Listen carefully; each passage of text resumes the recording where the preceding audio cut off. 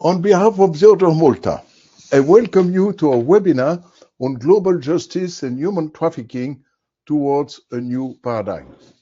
We are honored this evening to welcome Professor Thomas Pogge from Yale University and Reverend Jose Nandikara from India, who will discuss poverty and the lack of social and economic development, as well as other root causes of human trafficking based on their experience and research.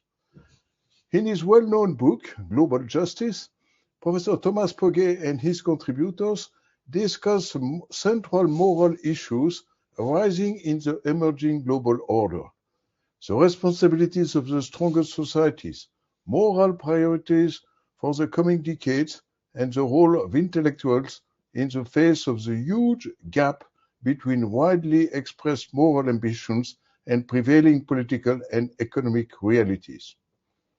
In another book, World Poverty and Human Rights, Cosmopolitan Responsibilities and Reforms, Professor Pogge writes, I quote, billions of people are still condemned to a lifetime of severe poverty with all attendant evils of low life expectancy, social exclusion, ill health, illiteracy, dependency, and virtual enslavement. Citizens of the rich countries, however, are conditioned to downplay the severity and persistence of world poverty. If more of us understood the true magnitude of the problem of poverty and our causal involvement in it, might we do what is necessary to eradicate it? End of quote. Let's explore tonight this huge gap between the moral ambitions of the developed world and the prevailing political realities and discuss the basis for a new paradigm.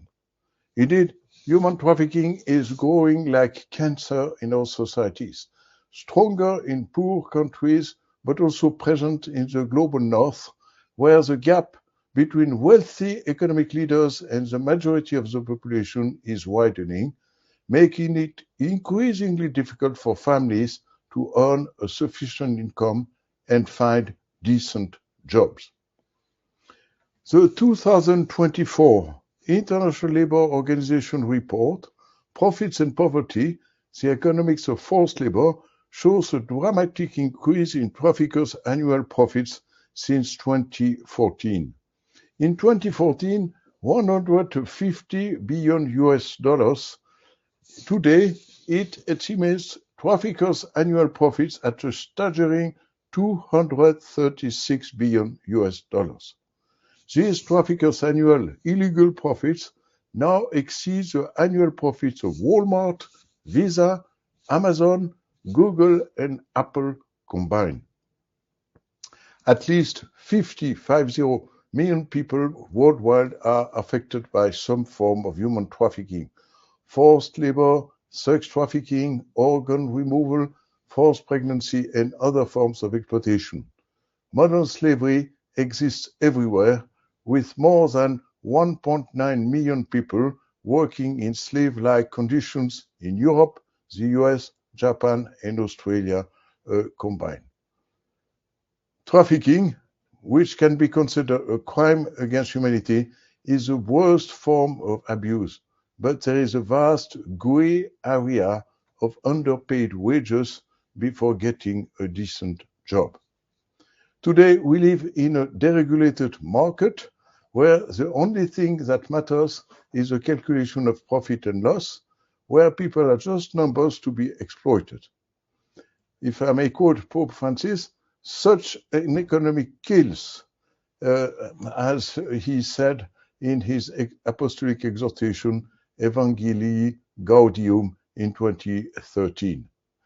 This is why we will focus on the need to build a new economic and social model that puts the human person at the center, what Pope Francis calls an economy of care versus an economy of waste.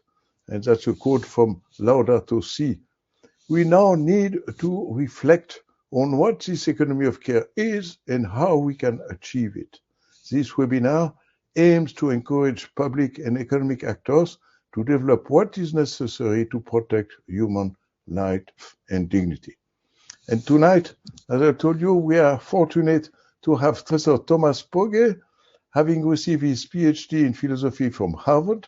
Thomas Pogge is Leitner Professor of Philosophy and International Affairs and founding director of the Global Justice Program at Yale, while also holding a part-time position at the University of Central Lancashire. Thomas Pogge is a member of the Norwegian Academy of Science, as well as co-founder of the academics Stand Against Poverty ASAP, an international network aiming to enhance the impact of scholars, teachers, and students on global poverty and of incentives for global health, a team effort towards developing a complement to the pharmaceutical patent regime that would improve access to advanced medicines for the poor worldwide. And Reverend José Nandikara is Dean of the Faculty of Philosophy at the Dharmaran Vidya Kshetram and Christ University in Bangalore, India. He also serves as director of the Center for the Study of World Religions and chief editor of the Journal of Dharma. 3 bachelor degrees in philosophy, geology, and theology, and a master's in philosophy and theology from Oxford University, as well as a licentiate in philosophy from Gregorian University in Rome. He holds a PhD in philosophy from Warwick University in the United Kingdom. His doctoral dissertation is titled Being Human from a Religious Point of View after Wittgenstein. And now, just a small word, participants could submit their questions in writing in the Q&A section. And now, Thomas Pogge, Professor Pogge, I'm very happy to give you the floor, and please, we are looking forward to listening to you. Very happy to be here, and thank you very much, Michel, for the introduction and even more for organizing this important seminar. I think, as you quoted from my book, I really believe that more people should engage with these issues, and we should really pay a lot more attention to poverty. Let me begin with saying a little bit about human trafficking. I should try to put it this way. Yeah. The expression human trafficking suggests human beings treated as an owned commodity, a commodity that can be controlled and sold and rented for exploitation and abuse through labor and abuse through sexual services. There are generally 3 types of enabling conditions that make human beings vulnerable to being exploited and abused in this way. One is active coercion, where people are, through violence or threats of violence or physical confinement, forced under the control of others.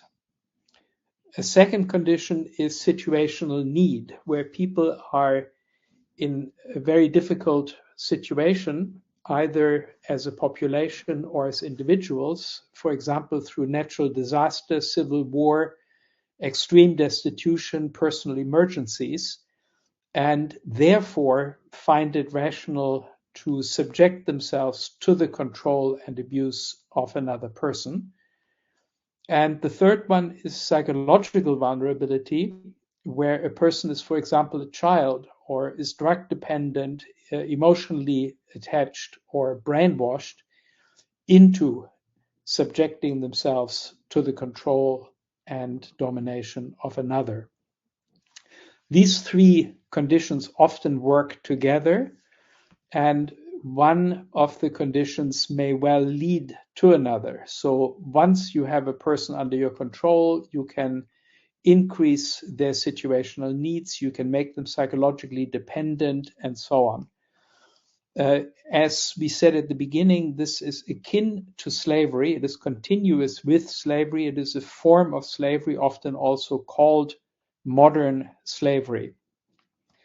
And it can be either legal or illegal. So I would not confine the term human trafficking and modern slavery to just illegal conditions, but in many countries, and that includes many of the so-called civilized Western countries, there are legal relationships of enslavement that the law does not yet sanction and free people from. So a significant number of people in the United States can be considered slaves, and that is especially true of people who are so-called undocumented aliens and have no rights, are afraid to go to the police to ask for protection because they feel that if they do, they will immediately be deported.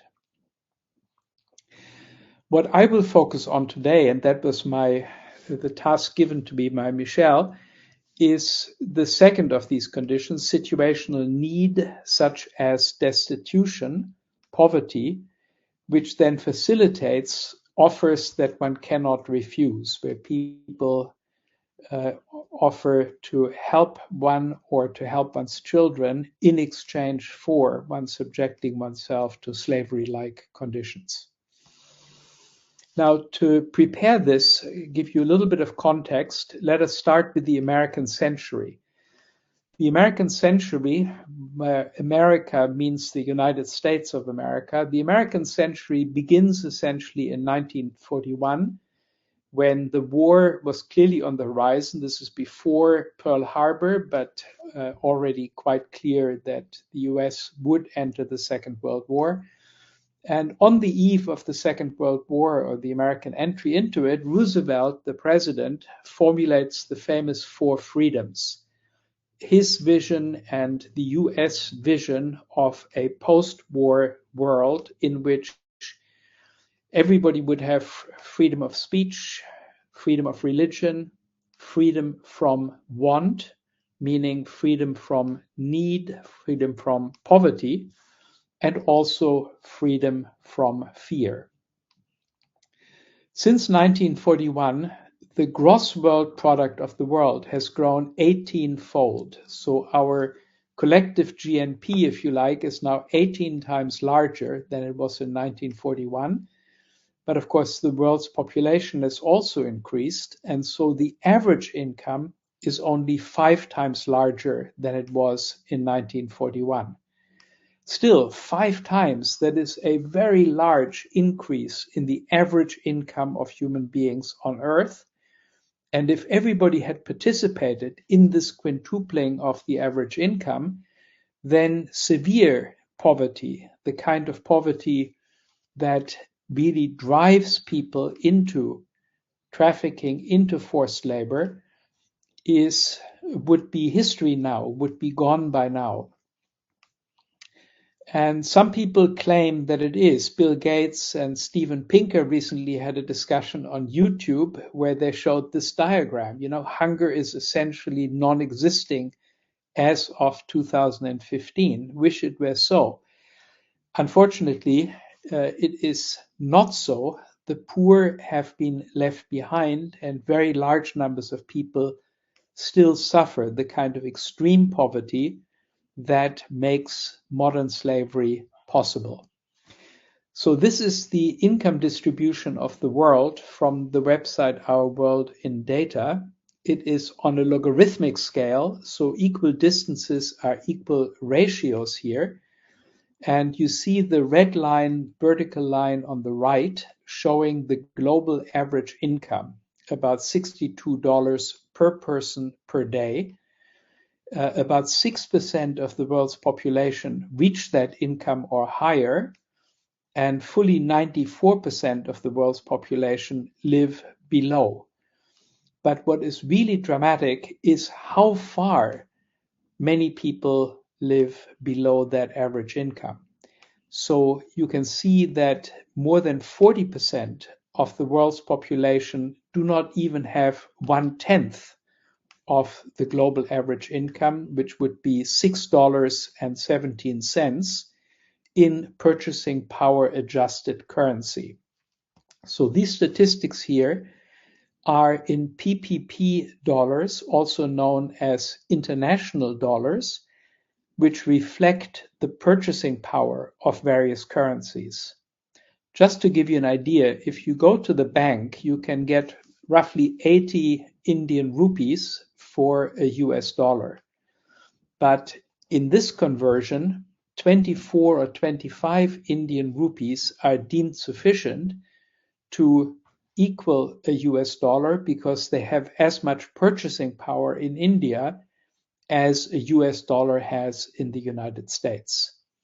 So $6.17 is what $6.17 could buy in the United States. That is basically what we are talking about here.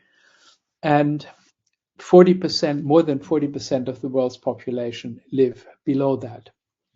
Now, these people who live below that threshold are people who cannot afford a healthy diet. This is from the latest publication of the Food and Agriculture Organization of the United Nations. And you can see here that around 3 billion people cannot afford a healthy diet, more than a third of the human population. And you can also see where these people live. They are concentrated in Africa and in South Asia, but they're also people unable to afford a healthy diet in many other parts, or pretty much all other parts of the world. Now, what exactly do they mean by a healthy diet? You can see here the purchasing power cost of a healthy diet in various countries. It depends how expensive food is in the various countries relative to other things.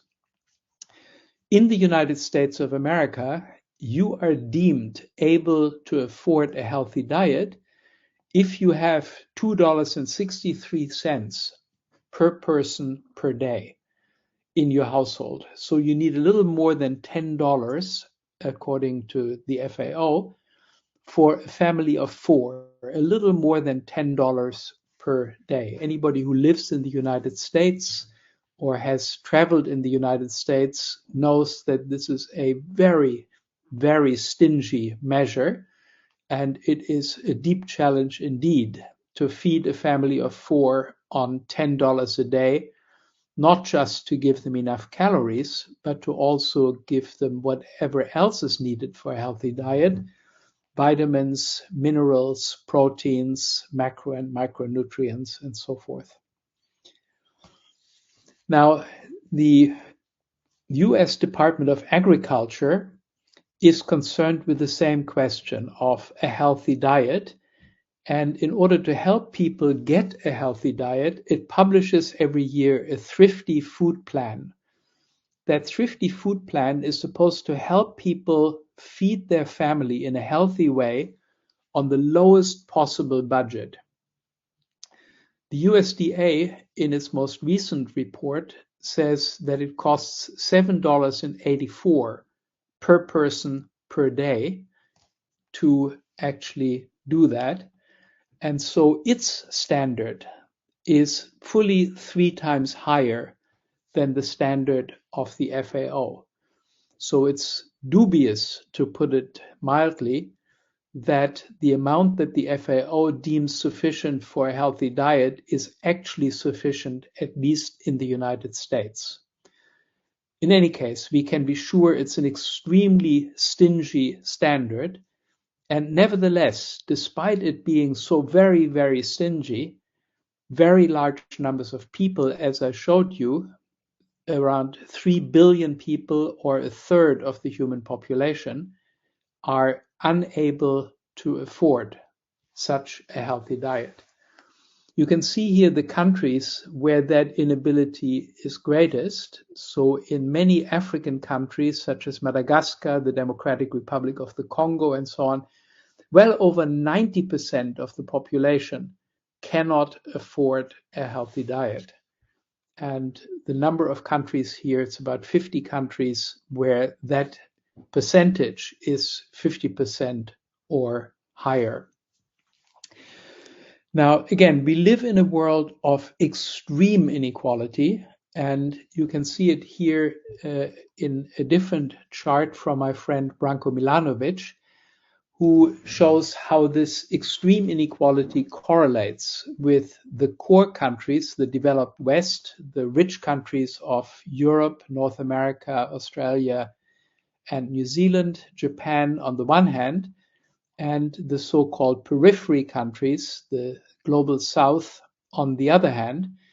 And if you take the median income of those two populations, you find that the ratio between those two median incomes is 22.6. So the median person in the developed North is 22.6 times richer in income than the median person in the global South. It is this enormous inequality that we need to overcome if we are ever going to eradicate severe poverty. Now, hunger, what I showed you just now, the inability to afford a healthy diet, that's not the only problem. There are other problems connected with severe deprivation that are also highly relevant to our topic here, the topic of modern slavery. So 2 billion people lack access to essential medicines, 2 billion people lack access to safe drinking water, 1.6 billion people lack adequate shelter, 750 million lack electricity, 3 billion lack adequate sanitation. And now to the last two of these, which are the most relevant, 750 million people are illiterate. And illiteracy, lack of education, of course, greatly increases persons' vulnerability to modern slavery because people don't understand what their rights are. They cannot inform themselves about the circumstances that might constrain them. So, and they have very poor job opportunities. And so they are much more vulnerable to falling into the clutches of modern day enslavers. And the children are relevant, the 217 million children who are officially classified as doing wage work outside of their own household, child laborers. They are relevant in two ways. On the one hand, they are the illiterate people of the future because they are not getting an education. They are instead working under often extremely oppressive conditions, hazardous and demeaning and dirty conditions. And also, they are themselves already in slave-like conditions. So they are doubly relevant as vulnerable people in the future and present day exploited and enslaved people. Now, I leave you with this thought. The global poverty problem is one that people, at least the more rich people in the global north, have only a very, very vague notion of. And in my experience talking to such people, I find that people are greatly underestimating and also overestimating the problem. They are underestimating the magnitude of it. They think that global poverty is a problem of the past. There used to be a lot of poverty, but nowadays really there isn't much of it left, and at least nothing dramatic, nothing really severe or serious. Yeah, people are not quite as well off as we are here in the United States or Europe, but they make a decent living, they're all right. As I showed you, that is far from being the case. The mere fact that we don't encounter such people doesn't mean they don't exist. They do exist, and they exist in the billions. The other thing is that people in the developed North are greatly overestimating what it would cost to overcome this poverty. I showed you how very, very small the incomes of the global poor are relative to the average income. And so it would really only take a few percent, maybe 3 or 4% of the total global income to dramatically improve the situation of all these billions of seriously poor people all over the world.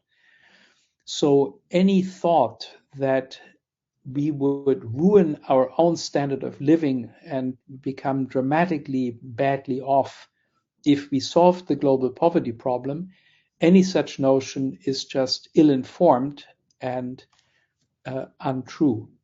So what we should do is we should take the Sustainable Development Goals seriously and really devote to the problem of global poverty the resources and efforts that this problem morally and religiously deserves.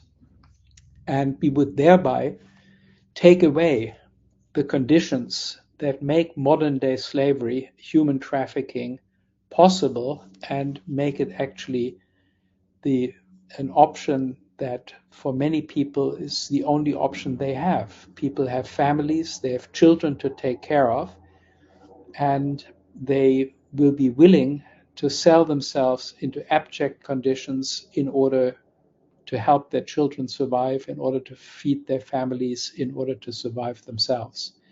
Nobody should be put into that position. Thank you. Thank you very much, Professor Pogge. Thank you very much, Thomas. It's very, very clear. And I like your conclusion. Reverend Nandikara, please, you have the floor. Thank you very much. We are looking forward to. So thank you very much for this great opportunity to share my thoughts, and together with Professor Thomas and Charlie, whom I met a couple of times, and to the organizers for drawing our attention to this huge and unnoticed problem, the modern day slavery, the scourge of the modernity, and it's a huge one. And the major reason is poverty, and then I add illiteracy. And Professor Thomas has given us the staggering numbers. 1/3 of the human population, they go hungry. They don't have water. 1/4 of the human population doesn't have water, sanitation, medicine, and it is immoral. And what I want to say that behind those numbers, there are living human beings like me, like each one of us who are here. They are not just numbers, they are human beings with the flesh and blood.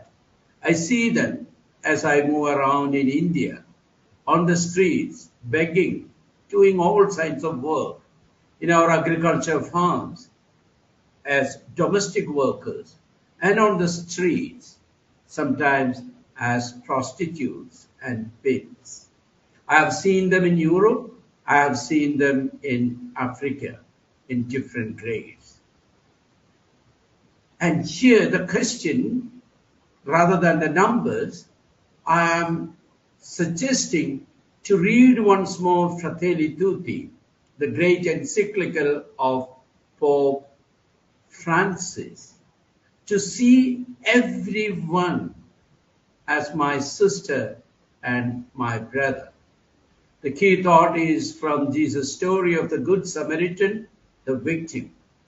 The victim here is the victim of human trafficking. Huge number, because of we are passing by.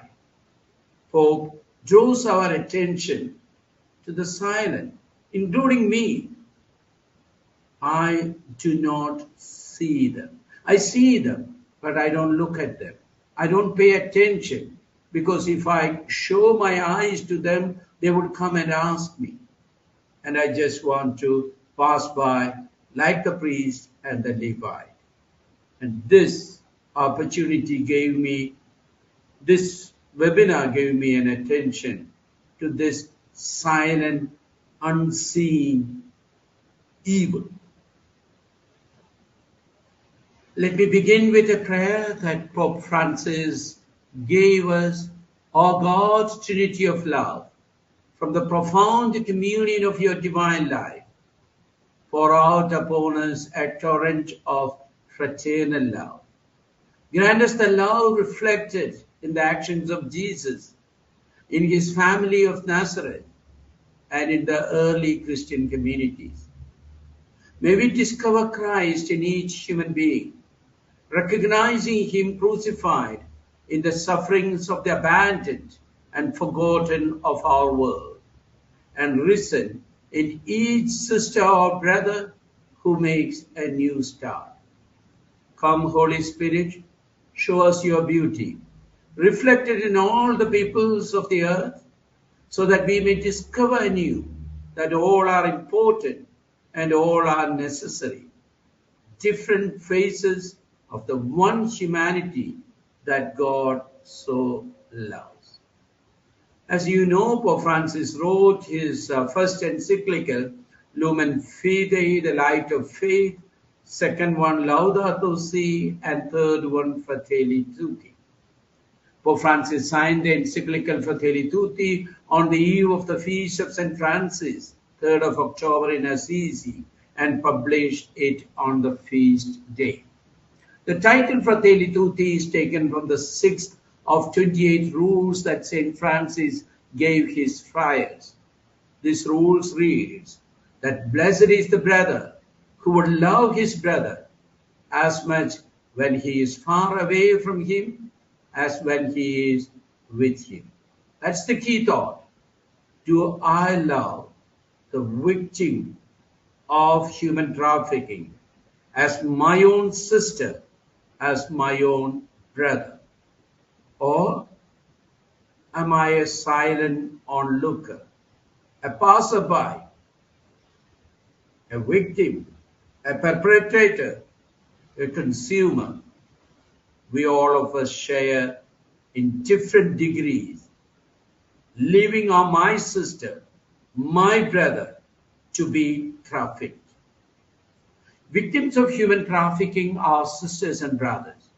We have to join hands with all governments, NGOs, religious leaders, and all people of goodwill to help the victims and to eradicate this evil from our society.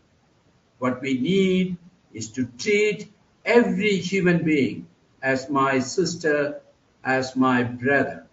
This is not only from the Christian religion, all religions help us to see them as sisters and brothers. However, religions also join hands with the money makers and the power politicians and show the ugly face of the religions perpetrating and helping the traffickers rather than the victims.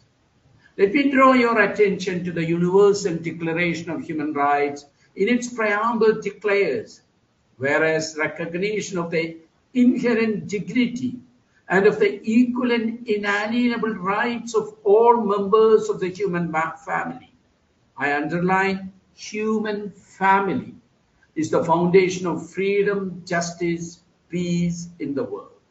And Article 1 says, all human beings are born free and equal in dignity and rights. They are endowed with a reason and conscience and should act towards one another in a spirit of brotherhood. However, political discourse often emphasizes on the freedom and equality, leaving aside the fraternity. There will not be any fraternity. There will not be any equality or freedom without fraternity. And leaving aside and setting aside the fundamental fact that the other human being, the other, is my brother, is my sister, is the root cause of all poverty and allied evil. And from a Christian point of view, the source of fraternity is in God himself, who created us all, men and women, in his image and likeness. Adam and Eve are fitting partners, and their children Cain and Abel are brothers. Yet, when Cain was unhappy, God asked, Why are your face sad? Where is your brother? Cain answered, I do not know. Am I my brother's keeper? And today also, the large majority of the people set it aside and refuse to see the plight of the poor, refuse to hear the cry of the poor. And they move away, shrugging, am I my brother's keeper? Yes, indeed, you are. Each one of us in a better position, educated, with sufficient power. I am my sister's keeper. Pope Francis wrote, all men and women enjoy an equal and inviolable dignity. All are loved by God. All have been redeemed by the blood of Christ, who died on the cross and rose for all. Identifying with the suffering people, Jesus said, when you did to the least of my sisters and brothers, you did it to me. Those 5 words were the guiding motto for Mother Teresa and many Christians who follow Jesus. And it should be for any human being worth the name. What we do to the victims of human trafficking from a Christian perspective, we are doing to Jesus and everyone confronted with the evil of human trafficking should ask the question, what would Jesus do? Friends, fraternity is not just a notion, but a reality to be lived, realized, practiced every day, universally and integrally. We are morally obliged to help the victims and eradicate this evil from the face of the earth, and it is possible.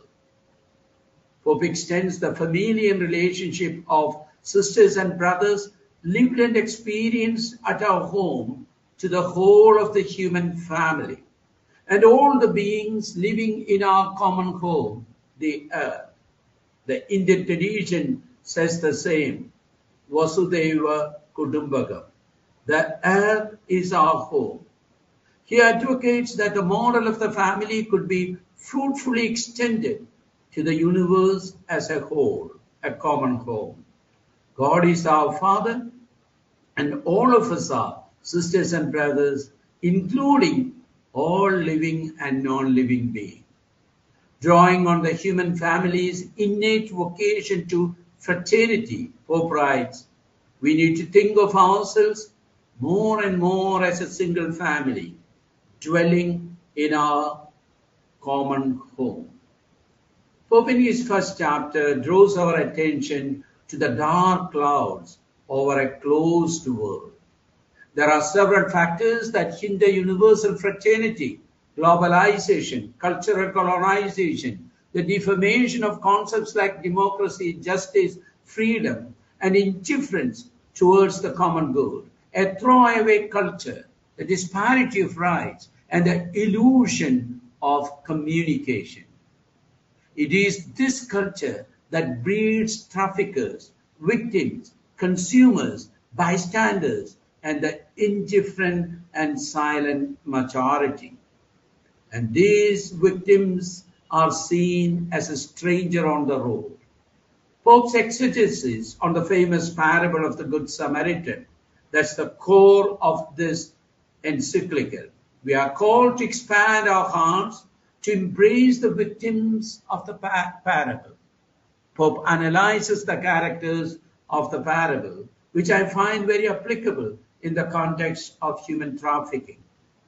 There are 2 kinds of people: those who care for someone who is hurting and those who pass by, those who bend down to help and those who look the other way and hurry off.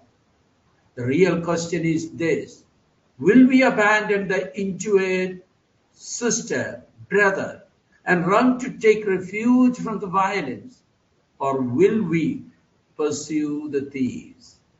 Strikingly, the passers-by were religious, a priest and a Levite. Belief in God and the worship of God are not enough to ensure that we are actually living in a way pleasing to God. Pope Francis points out that, sadly, robbers usually find secret allies in those who pass by and look the other way. There is a certain interplay between those who manipulate and cheat society and those who, while claiming to be detached and impartial critics, live off that system and its benefits. Pope then turns our attention to the victim and to the Good Samaritan. Only one person stopped the man and stopped to approach the man and cared for him. He spent his money and gave his time. Each day offers a new opportunity, a new possibility. Let us take an active part in renewing and supporting our troubled societies. Today we have a great opportunity to express our innate sense of fraternity, to be good Samaritans who bear the pain of other people's troubles. Equally important is the fact that the Samaritan discovered an innkeeper who would care for the man. We too are called to unite as a family that is stronger than the sum of small individual members. Mother Teresa used to say, I can do things which you cannot, and you can do things which I cannot. Together we can do great things. Let us unite together to eradicate this evil of human trafficking. The Samaritan who stopped along the way departed without expecting any recognition or gratitude. Let us care for the needs of every woman, man, young and old, with the same fraternal spirit of care and closeness that marked the Good Samaritan. Jesus asked us to be present to those in need of help, regardless of whether or not they belong to our social group. Jesus concludes the parable by saying, go and do likewise. In other words, Jesus challenges us to put aside all differences and in the face of suffering to draw near to others with no questions asked. I should no longer say that I have neighbors to help, but that I must myself be a neighbor to others. Pope raises the poignant question, which of these persons do I identify with? This question, blunt as it is direct and incisive in the face of the problem of human trafficking. Which of these characters do I resemble? We need to acknowledge that we are constantly tempted to ignore others, especially we. Let us admit that for all the progress we have made, we are still illiterate when it comes to accompanying, caring for, and supporting the most frail and vulnerable members of our developed societies. We have become accustomed to looking the other way, passing by, ignoring situations until they affect us directly. By his actions, the Good Samaritan showed that the existence of each and every individual is deeply tied to that of others. Life is not simply time that passes. Life is a time for interactions, encounters. The story of the Good Samaritan is constantly repeated in our world. The parable challenges us to make a basic decision, a moral decision to rebuild our broken world. We need to imitate the Good Samaritan, envisaging and engendering an open world. This openness is existential rather than geographical and must include all people. This openness necessarily calls for the affirmation of the intrinsic worth and the rights of every human person. Pope calls us to solidarity, which is more than sporadic acts of generosity. It means to think and act in terms of community, to give the lives of all priority over the appropriation of goods by a few, to combat the structural causes of poverty and inequality. Real and lasting peace will be possible only through a global ethic of solidarity, an ethics of care, and an economics of enough. And we need for that a better kind of politics. The development of a global fraternity requires a better kind of politics, one which serves the common good, which recognizes the importance and the dignity of all people. The Pope makes an appeal to eliminate hunger and end poverty and human trafficking. We need a dialogue and friendship in a society. Pope sees life as an art of encounter and in kind invites us to build a culture of encounter. This means forming a many-faced polyhedron which represents a society where differences coexist, complement, illuminate, and enrich one another, where we recognize the rights of others to be themselves and to be different. Pope Francis calls us to cultivate kindness, which frees us from the cruelty and anxiety that prevail today. A kind person opens paths where exasperation burns bridges.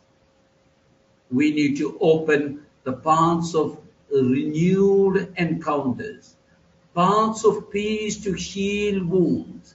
We need peacemakers to initiate process of healing and renewed encounter.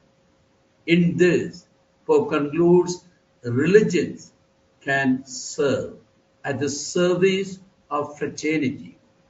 Fraternity cannot be achieved without openness to the Father of all and without affirming the transcendent dignity of every human person.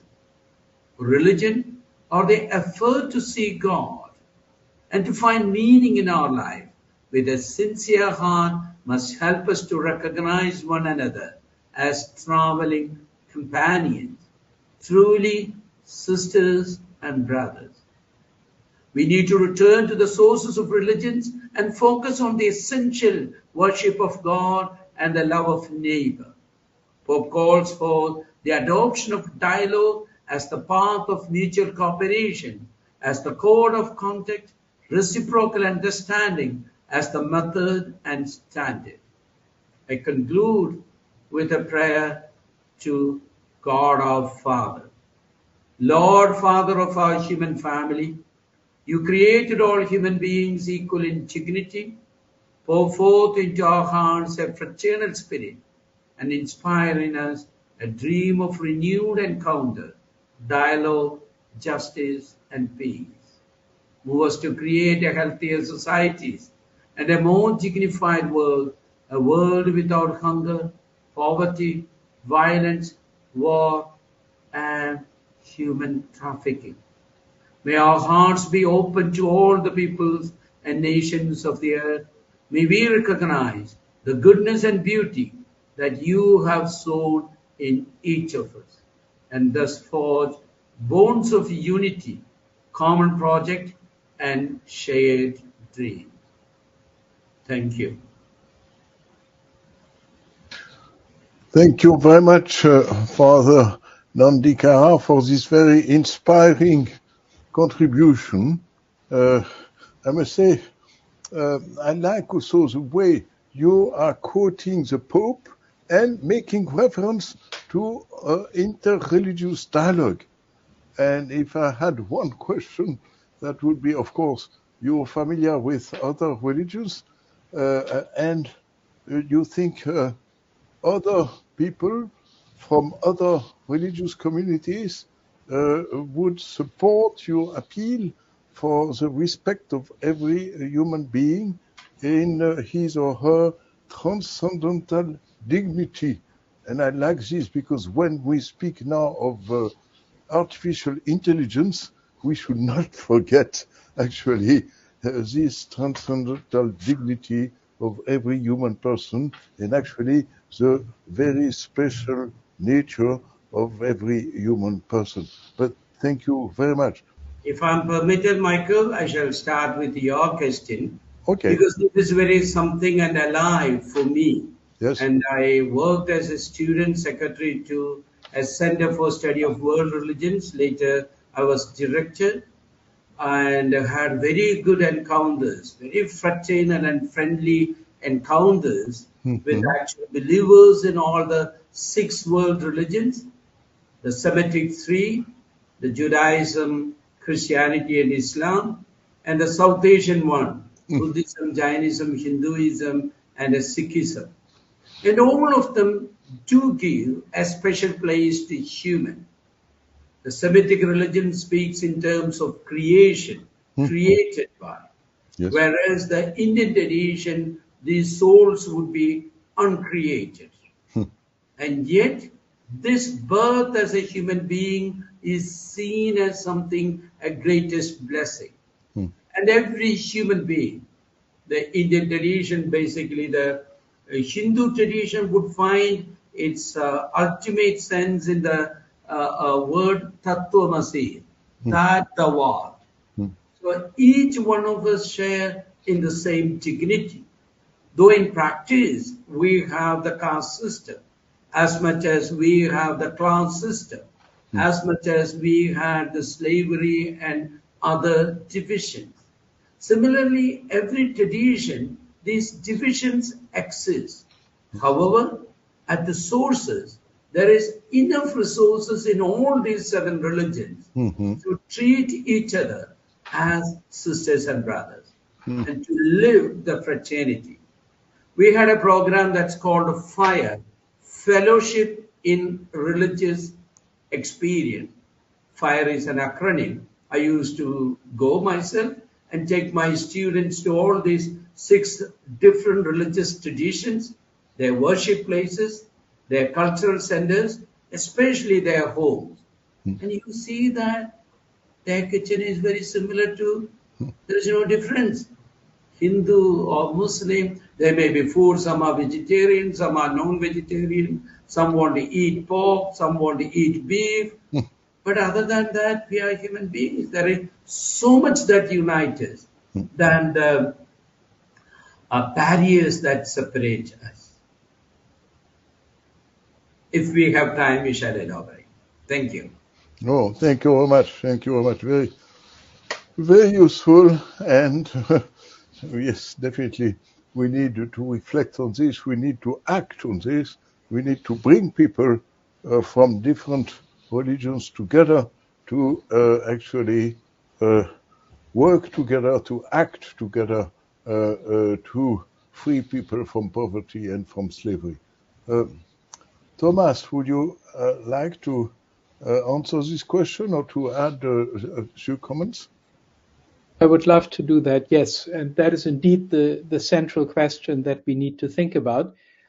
And what I would say is this, that we have a world of very high economic inequality, as I mentioned, and such a world is often self-reinforcing. So you have rich agents, and these rich agents have ways in which they can improve their situation by influencing the rules under which they operate. So we call that in the United States lobbying. And so there is a tremendous amount of lobbying, not just in Washington, D.C., but in Brussels and all the centers of power. And in that lobbying, of course, agents that are already powerful and rich have a great advantage over agents that are poor and marginalized. and they see themselves in competition with each other. So Boeing sees itself in competition with Lockheed and with Airbus. And one AI company or computer company sees itself in competition with another. And so they say that in order to prevail in this competition, we need to pull out all the stops. We have to play hardball. We have to get the Congress on our side. We have to get, parliaments, politicians to support us, to help us, so that we can prevail in this brutal competition against the most powerful companies and billionaires from other countries and maybe from our own country. So in this lobbying activity, they may be focused on other very powerful agents, but of course, it's the poor, the weakest agents, those who have nobody to speak for them, who will fall along the wayside, who will basically be ignored and disregarded as politicians try to serve the powerful interests who are capable of reciprocation, who are able to reward them in return.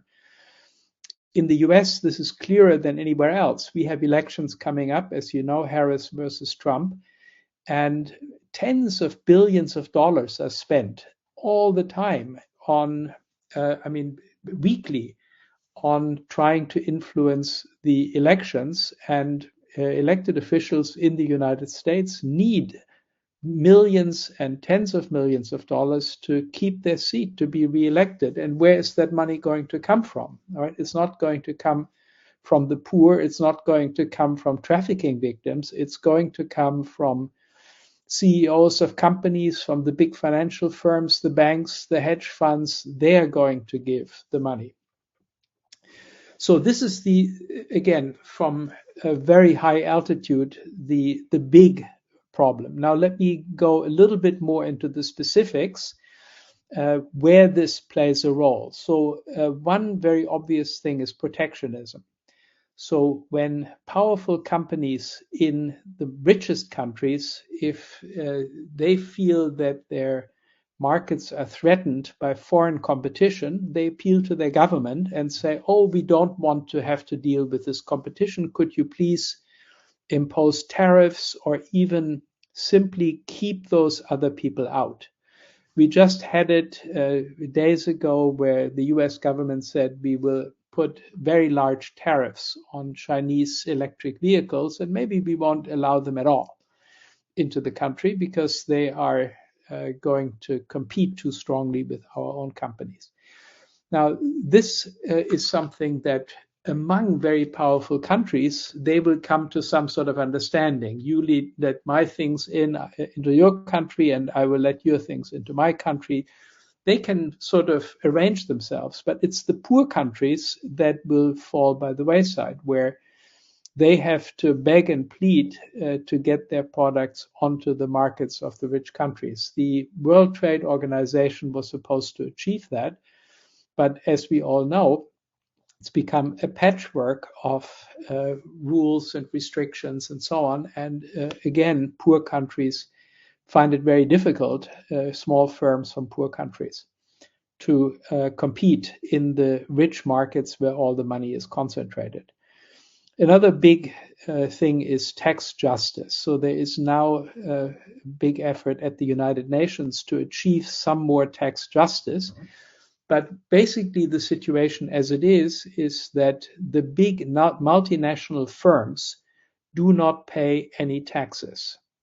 Now, how do they achieve that? They achieve it by arranging their operations in such a way that all their profits accrue in countries that have no corporate taxes. These countries are called tax havens. The most egregious example within Europe is Ireland, a big tax haven, but there are many, many others around the world, Bermuda, the British Virgin Islands, and so on and so forth.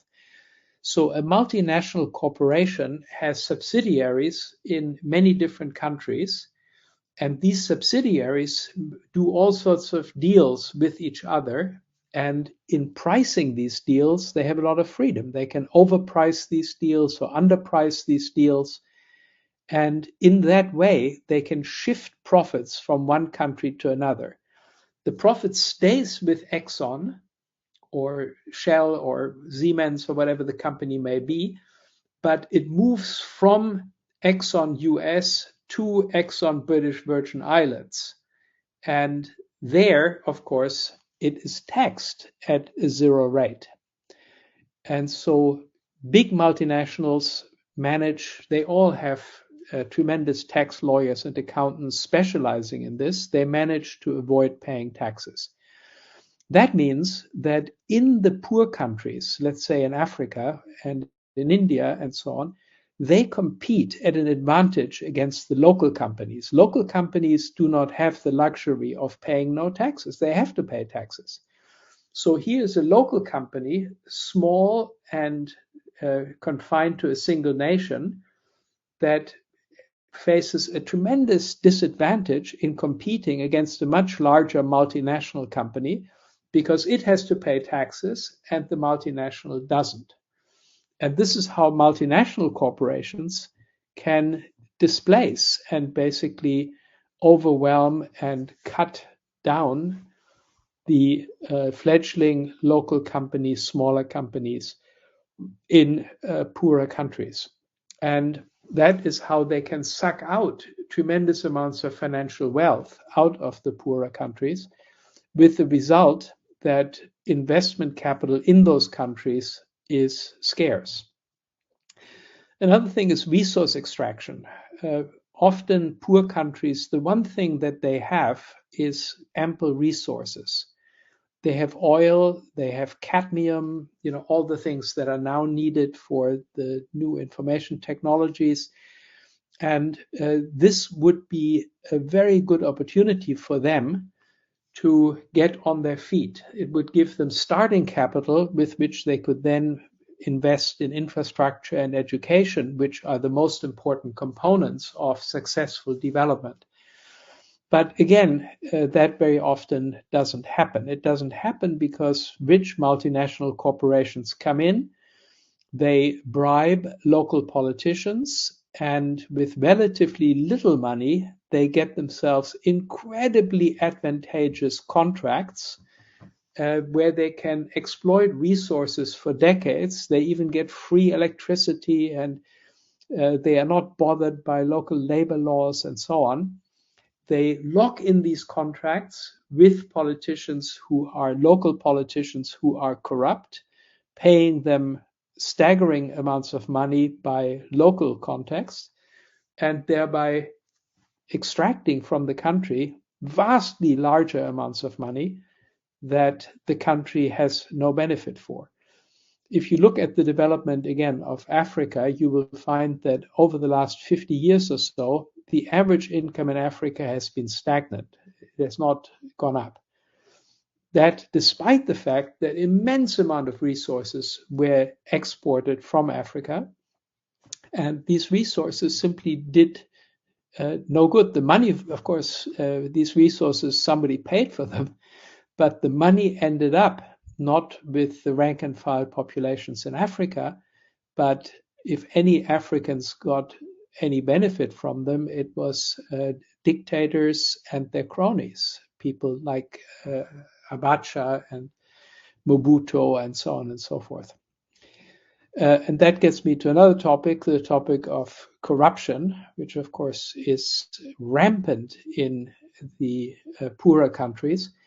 And we in the richer countries like to say, oh, this is part of their culture. This is how they are. They just like strongmen. They like corrupt people. This is normal in their culture and history and tradition. But really what we overlook is that this corruption wouldn't exist if there weren't these enormous inequalities, if our corporations and our governments weren't deliberately and very actively corrupting people in the developing world, and often also killing or otherwise overthrowing people who refuse to be corrupt.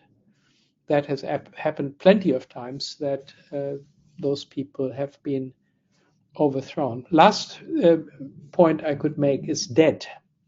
So that's another way in which the rich countries of the global north maintain their dominance over the south is by lending money and then forcing these poor countries to spend a very considerable portion of their national income, of their national budgets, on debt repayment, which of course is to the detriment of infrastructure, of education, of healthcare, all the things that are crucial for developing the country and catching up with a much richer north. So I think that there is a vicious cycle going on where an existing inequality that was really started, it's not very old, it started just a few centuries ago in the colonial period, where an initial inequality is now perpetuated through the fact, thanks to the fact that rich corporations and governments can use their economic advantages to politically shape the international system, economic system, in such a way that it works to their advantage and perpetuates this inequality. Thank you very much, Thomas, for these very insightful reflections.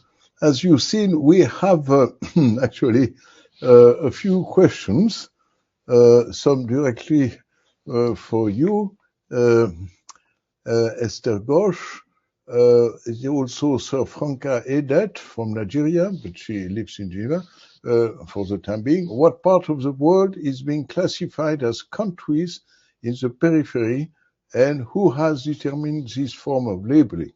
Is poverty enough determinant for the unfair classification? These so-called peripheral countries are endowed with great cultural strength and other resources which are often exploited and abused by so-called developed countries. And then there is also a question by another sister, Sister Stephenson, excuse me. Sister Robin Stephenson says, what proven charities or groups can address these specific hazards of human trafficking, specifically which world charities have no to little administration cost percentage you have seen? Okay, general questions, and I don't know, would Reverend Jose Namdikara have something to say on these two questions on culture and charities? I think that word, the using periphery and underdeveloped often questions the self-worth and self-pride of people. Any classification, when we compare, has that problem. When we deal with these vocabularies, we need to be kind of careful, respectful, respecting each one's dignity. But what is here by used is periphery would be more victims. And poverty, illiteracy, inequality, corruption, they all go together. And often, as just now Thomas has presented the higher global picture, because of the exploitation and immoral activity of the powerful. Isn't it very strange? The countries that has large human resources and natural resources are the poorest, are the poor countries. Because of the corruption, because of the exploitation, despite many United Nations, World Health Organization, we have all sorts of nations where we stand. There are cultural differences. I don't have a definite answer to any vocabulary. Let's see each other as sisters and brothers. I'm better with the vocabulary of philosophy and religion, and my own involvement in the actual field is very limited, though I live with people who are working for them and with them. No, thank you very much. And proven charities, of course, it's difficult to say which charities are best, but definitely religious congregations are often using less money than international intergovernmental organizations. That's certain. And for human trafficking, I can say that we know that quite a number of women religious congregations are doing an excellent job. Yes, Jose? Yes, please. As a continuation of, I have seen more work done by smaller units. There are women's self-help groups, and in the villages, school children are organized. It may be organized by a church. I have seen it also from political parties, but smaller groups. I'm not that familiar with the larger ones, except the Caritas, Misery, or Visio, but that's very limited. There are many. And specifically on this human trafficking, I have come across Talitha Kumi, the more than 2,000 sisters joining and helping. I was in Bangalore. There were many organizations specifically on these issues, women empowering. But most of them are smaller units. They won't have much of what she says as administration costs. They are voluntary. But we need both. We need a wider look, global, as Thomas was saying, for lobbying and to remove the structures. The smaller units are not enough. Smaller units are needed to help people actually imprisoned and in the suffering. So we need both, the higher ones as well as the local ones. Thank you. And Thomas, would you like to? Yes, please unmute your mic. Okay. In the United States, there is an alliance of anti-trafficking organizations called the Polaris Project. And you can easily find them polarisproject.org. And they are not only sort of working on the background conditions, but they also run a hotline where people who are victims of trafficking can actually phone in and get immediate help. So this is, as far as I know, confined to the United States, but it may be useful for some of the people on the call. Thank you very much, Thomas. For yes, indeed, Polaris. That's very well worth visiting their website, and they are doing a good job. What I can say is that also now the Order of Malta, we are part of a network called CoatNet, and actually CoatNet is essentially led by Caritas organizations, including in India, in Nepal, in Latin America, in Europe. And I think those networks are quite useful because not only they could do things together, they could learn from each other, and indeed, quite often they are driven by the same spirit, and quite often it's a spirit by inspired by religion and mostly Christianity. There is another question by Olivia Smith, and actually Olivia Smith is a specialist of criminal law, and she says, "Thank you for the great presentations. There is a critical need to strengthen law enforcement and judicial systems as we intensify efforts to combat trafficking. The current prosecution rates remain low, and traffickers' increasing use of advanced technology exacerbates this challenge. To effectively disrupt these operations, we must focus on building institutional capacity and equipping law enforcement and judicial bodies with the necessary tools, training, and technology. Without these measures, our efforts to combat trafficking will remain incomplete, leaving significant gaps in the fight against this pervasive crime. But I think, Olivia, that's a very good question. I don't know who would like to comment, Thomas, or would you have a... Yeah, I certainly agree with that point. I would maybe just add one more thing, namely that very often this isn't even just crime. You know, that, as I said earlier, a lot of it is just a voluntary, or superficially speaking, voluntary transaction. Let me give you one example. When I traveled in the Philippines and arrived there at the airport, I saw a red carpet, and there was a special queue for people who were guest workers abroad.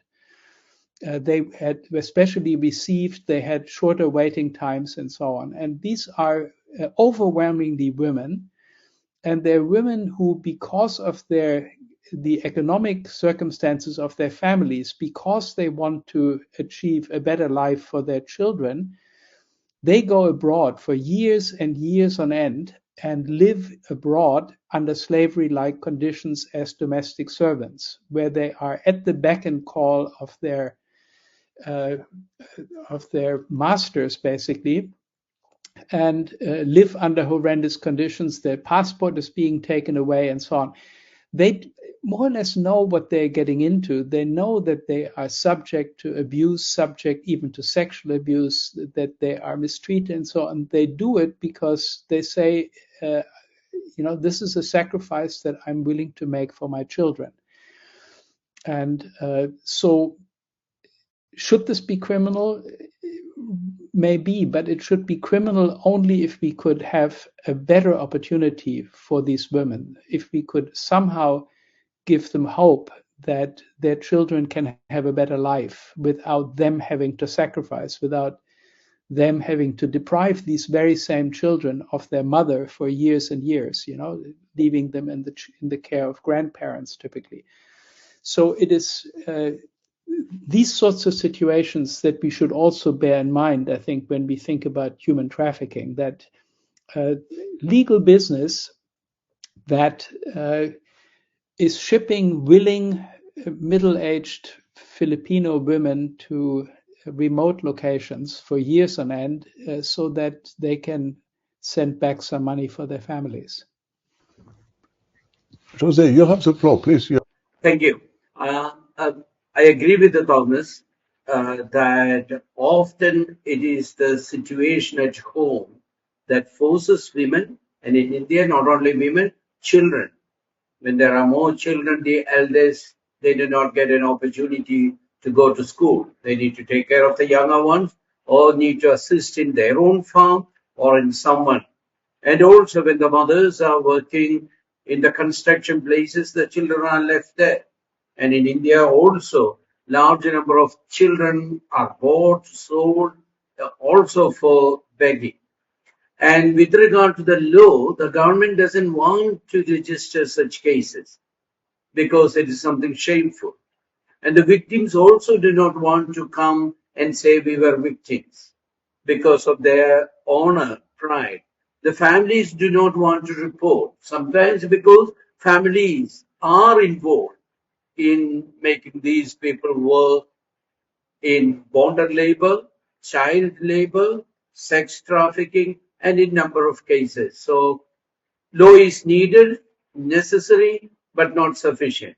As much as we need to strengthen the law enforcement, we need also to strengthen the structure and to work at the local level and the global level to end poverty, where the sustainable development goals.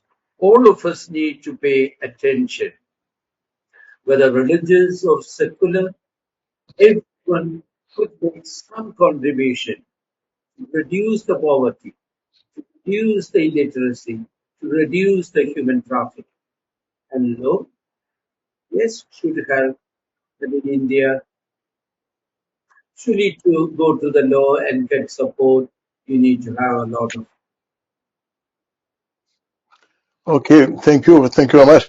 Uh, Before giving the floor again to Thomas for a question, uh, but I would like to say that we had also a very interesting webinar with Dr. Christina Duranti. She is the director of the Foundation of the Good Shepherd, and she has an interesting project for children working in mines in Ituri, in the Democratic Republic of the Congo. And so she created jobs for mothers so that the families have not to send their kids to work in mines, but she also developed, she established classes so that kids could be actually learning at school and not working in the mines. But still, you could see that. And actually, we will have Dr. Christina Duranti on one um, event we're organizing on the 16th of October, but we could give you details later. But now also there is a question for you, Thomas. How he is dealing with human trafficking different between developed and developing countries? According to you, is there any difference that you noticed? If so, what are they? That's from Sri Lakshmi Vairagahur. Yeah, so I think there is a statistical difference. So the cases of trafficking are typically different cases. The way people get into, become trafficking victims, become slaves, the pathways are different. So I've worked quite a bit on trafficking here in the United States, and very often the victims of trafficking are young Black women who, in one way or another, fall victim to the criminal justice system. They get arrested for shoplifting, or they become drug addicted, and in one way or another, they run afoul of the law. They are thrown out of their ordinary education system. They then mix up or get mixed up with the wrong sort of people, criminal gangs, pimps, drug dealers, and so forth, and who try to make them drug dependent. So there is more of an active component. Of course, there is a pre-existing vulnerability that is due to the fact that people are in unsafe neighborhoods and need to somehow negotiate their own protection. And there's often also a vulnerability that comes from being undocumented aliens. So we have millions of people who are, or at least used to be, highly tolerated in the US because we needed them for menial jobs, but we didn't want to give them minimum wages and protect them in any way. So that underclass of people who officially didn't exist, but were really here and were really doing work, that, of course, is an underclass of people who are very highly vulnerable because people interacting with them always have the threat. If you don't do what I say, then I will denounce you to the authorities and you will get deported. That is not always true, but it is certainly a threat that is credible and that scares many people into compliance. Now, I think from what I know about the situation in many of the poorer countries, such as Africa and South Asia, the way in which people fall into the trap of modern day slavery is somewhat different. It's often poverty. It's poverty of the family. The family has to take out a loan, and they put up their children for collateral. For example, they say that if I don't pay back this for Western standards, ridiculously small amount of money within a certain period, then you can have my son to work in your, as a domestic or in your brick factory or whatever it may be, weaving and so forth. And so again, it's economic necessity and pressure, but of a different sort. And of course, the the needs in developing countries are extreme very often, right? People, as I showed you, by the billions cannot feed their own families, and so they are desperately looking for ways to make sure that at least some of their children survive, right? Can you imagine what it feels like as a parent to sell your own daughter into prostitution? This is something that you do only if you are driven into extreme need. You feel, my younger children cannot survive unless I find some way of feeding them. And the only way I can do that is by asking my 15-year-old daughter to make this ultimate sacrifice for her siblings. And so again, that is a different pathway that leads to the same sort of horrendous life for, in this case, young people. Thank you. Yes, José, Reverend José Dondicara, do you have a comment? It always strikes me that there are enough consumers for these, or those who benefit by it. As much as we have the necessity of children, women, and men to work in bonded labors, many live by that. If there are no consumers, if there are no customers, a lot of this would go down. But as Thomas has pointed out, if we can that 1% make that sacrifice, our world would be better. A bit of the market economy to casino economy to move to an economy of inner, an economy of care, to understand the value and the worth of a human being much more than the money value. So this is a question of challenging our morality, ethics, and values, rather than finding fault with the poorest of the poor family. There are people who would be enjoying this 15-year-old girl, either for domestic work or for sexual benefits. And that's a shame. That's in the religious vocabulary sinful.